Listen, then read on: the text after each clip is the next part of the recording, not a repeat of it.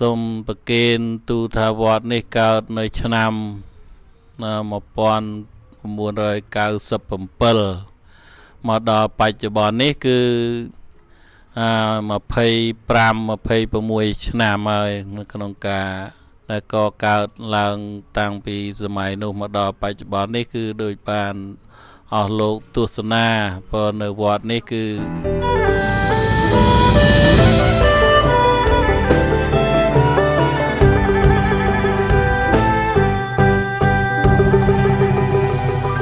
ខ្ញុំកាលណាសូមនមស្ការអនកាយថ្វាយបង្គំចំពោះព្រះអង្គគ្រូ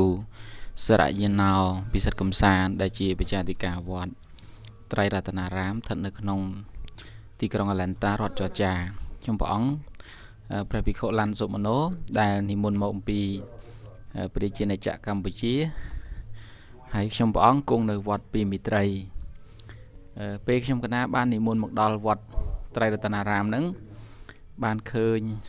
សោភ័ណភាពនៅក្នុងទីវត្តហើយនឹងឃើញការរៀបចំនៅហេដ្ឋារចនាសម្ព័ន្ធរបស់វត្តគួរឲ្យជ្រះថ្លាគួរឲ្យមោទនភាពជាទីបំផុតសម្រាប់ពុទ្ធបរិស័ទចំពោះខ្ញុំកណា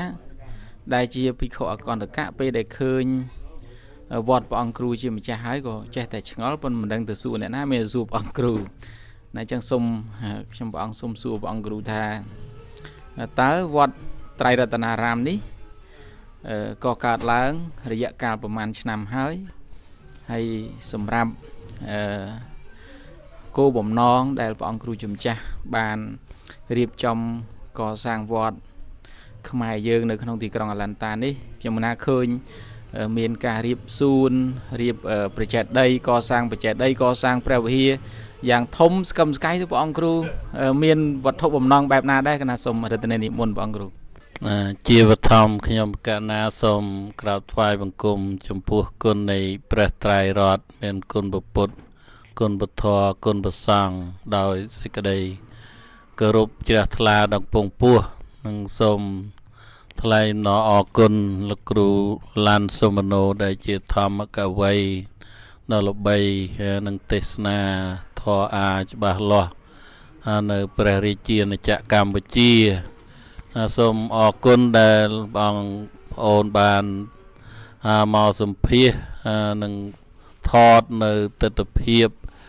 វត្តត្រៃរតនារាមរបស់យើងដែលបានកកើតពីមួយជំនាន់ទៅមួយជំនាន់ឃើញថាវត្តនេះបានកសាងឡើងដោយអាចារ្យគណៈកម្មការនិងពុទ្ធបរិស័ទចំនួនមុនដែលមានលោកចាប់សឿនជាប្រធាននិងក្រុមបតទាំងអស់មិនបានរៀបរាប់ឈ្មោះទេហើយសូមប្រគេនទូថាវត្តនេះកើតនៅឆ្នាំ1997មកដល់បច្ចុប្បន្ននេះគឺ25-26ឆ្នាំហើយនៅក្នុងការដែលកកើតឡើងតាំងពីសម័យនោះមកដល់បច្ចុប្បន្ននេះគឺដោយបានអស់លោកទស្សនាព្រោះនៅវត្តនេះគឺក្រោមការដឹកនាំព្រះគ្រូចៅអធិការប្រមាណ2ជំនាន់មកជំនាន់ខ្ញុំកាលណានេះគឺជាជំនាន់ទី3ក្នុងការដឹកនាំកសាងមានព្រះវិហារកសាងនៅសក្យមុនីចេតិយល្មមដើម្បីតម្កល់នៅព្រះសារីរិកធាតុរួមជាមួយនឹងធ្វើសួនច្បារក្នុងទីអារាមហើយការកសាងនេះមិនទាន់បានសម្រេចជាស្ថាពរនៅឡើយទេនៅក្នុង under construction មានន័យថាក្នុងការកសាងនៅឡើយទេមិនទាន់បានរៀបចំសួនច្បារឬក៏ parking lot ឬក៏រៀបចំ grading ដីអីហ្នឹងមិនទាន់បានទេព្រោះដោយសារយើងផ្ដើមកសាងអគារមុនតាមធម្មតាគេត្រូវធ្វើ landscape មុន parking lot មុន grading ដីមុនបានគេកសាងដោយសារមានបញ្ហាស៊ូឡាញសុំ apartment មិនទាន់បានក៏សុំគេកសាងនៅ ព្រះវិហារមុននឹងព្រះវិហារមុនហើយក្នុងគោលបំណងនៃការកសាងព្រះវិហារក្តីកសាងសក្យមនីចេតិយតូចមួយនេះក្តីព្រោះនឹងធ្វើអ្វីៗក្នុងទីអារាមនេះគោលបំណងខ្ញុំបកណ្ណាប្រសង់គ្រប់ព្រះអង្គនិងអាចារ្យគណៈកម្មការគ្រប់ចំនួននេះដើម្បីជាវត្ថុតាងមួយដែលយើងបានអណ្ដែតសែតមកទឹកដីសហរដ្ឋអាមេរិកនេះគឺពួកបងប្អូនប្រជាពុទ្ធបរិស័ទទាំងអស់មិនចោលនៅទំនៀមទម្លាប់ប្រពៃណីពុទ្ធសាសនារបស់យើងទោះបីជាទៅដល់ទីណាកន្លែងណាគឺតែងតែកាន់ភ្ជាប់នៅទំនៀមទម្លាប់ប្រពៃណីពុទ្ធសាសនាម្ល៉េះហើយបានជារួបរวมសាមគ្គីគ្នាកសាងព្រះវិហារនេះដើម្បីទុកឲ្យកូនចៅជំនាន់ក្រោយបានស្គាល់នៅវត្តអារាមរបស់ខ្មែរយើងដែលបានមកដែលទៅសែតនៅទឹកដីសហរដ្ឋអាមេរិកនេះណាគណៈសូមថ្វាយបង្គំព្រះអង្គគ្រូជាម្ចាស់ដោយសេចក្តីគោរពសាជាថ្មីតកតងគោលបំណងដែលព្រះអង្គគ្រូជាម្ចាស់ខិតខំកសាងវត្តខ្មែរ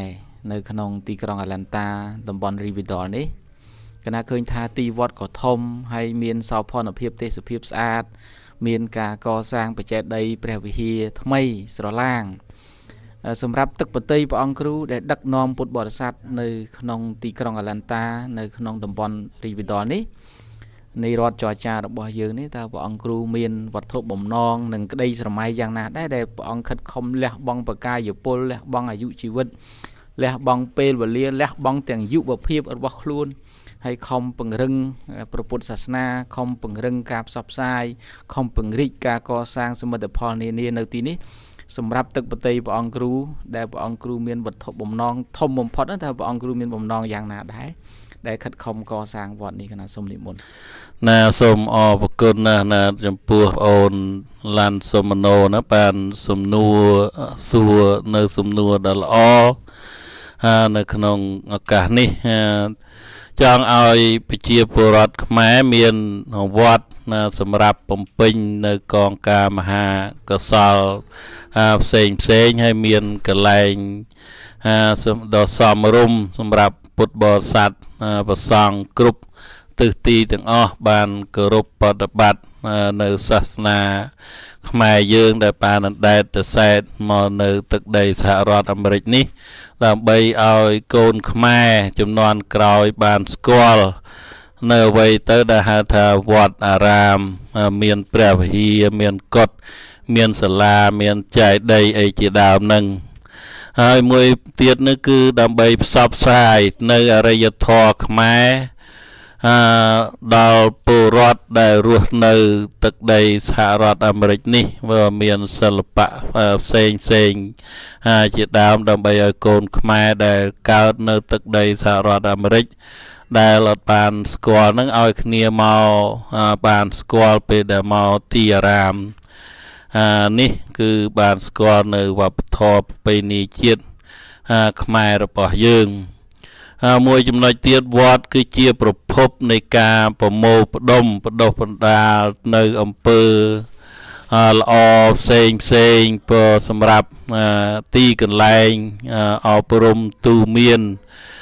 ព្រានប្រដៅកូនចៅជំនាន់ក្រោយណាឲ្យដើរផ្លូវល្អធ្វើអំពើល្អ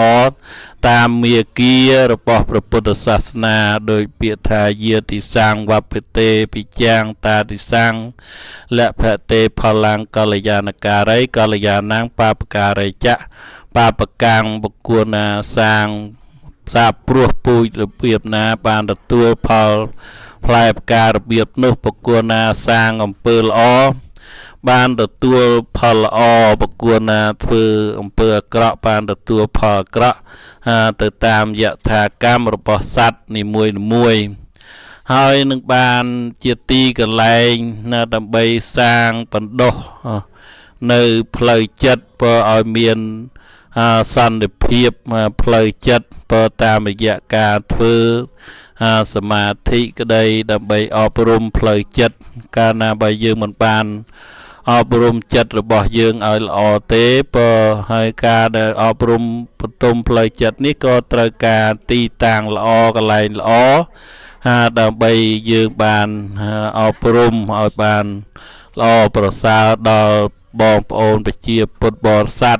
ដែលបានអញ្ជើញមកពីទីជិតទីឆ្ងាយនេះផងដែរកណាអញ្ចឹងសូមអរគុណនិងសូមអរគុណ